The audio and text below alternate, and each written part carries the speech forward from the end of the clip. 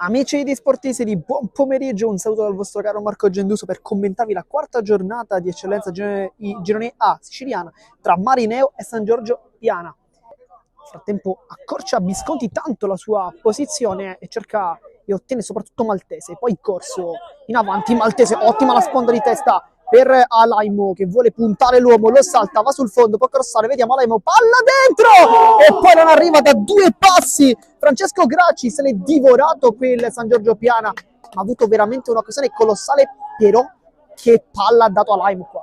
Su un 3-5-2, dunque confermiamo anche quello nelle scorse partite. Nel frattempo entra a Torres, ancora può crossare, palla ancora dentro, rimane lì! Ora sblocca subito il San Giorgio Piana con Visconti, la scelta di mister Chinnici, era poi effettivamente meglio il San Giorgio e fa anche la rete dello 0-1. E allora va Visconti, alza anche un braccio, forse uno schema.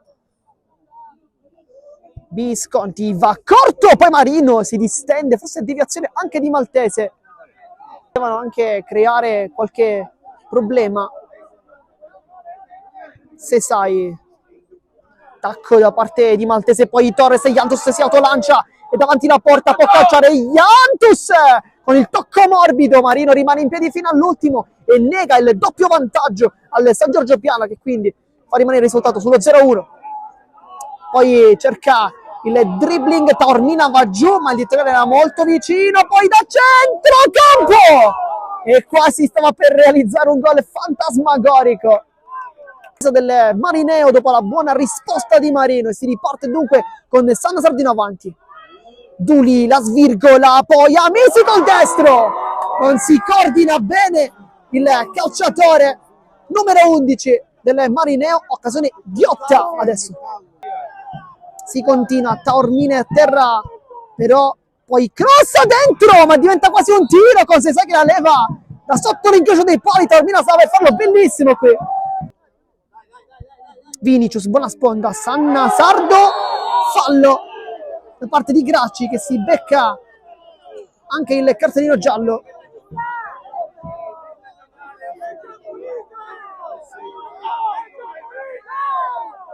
E forse era anche già ammonito qui Gracci, e infatti è cartellino rosso per il 2, era già ammonito, doppia ammonizione, rosso al minuto 49 e adesso la partita può veramente cambiare.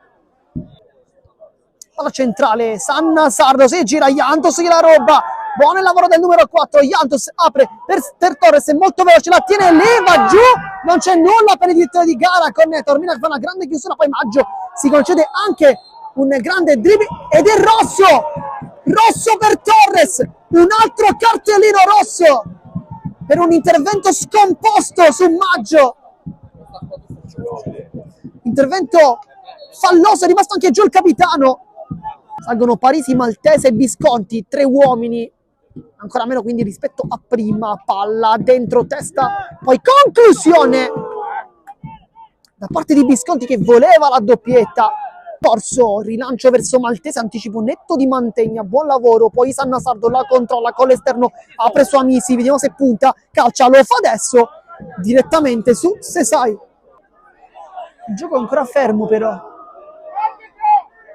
Qui c'è il cartellino forse per Bonanno, ha già estratto il rosso dal suo taschino, del rosso per Bonanno dunque. Vinicius, spinta di Dulli, si continua, poi Parisi si allontana come può, più lontano possibile, la controlla Maltese in mezzo a 2, la mette anche giù, in mezzo a 3 addirittura, Maltese dentro l'area di rigore e subisce il fallo, il massimo Maltese qui, incredibile, calcio di rigore per il San Giorgio Piana.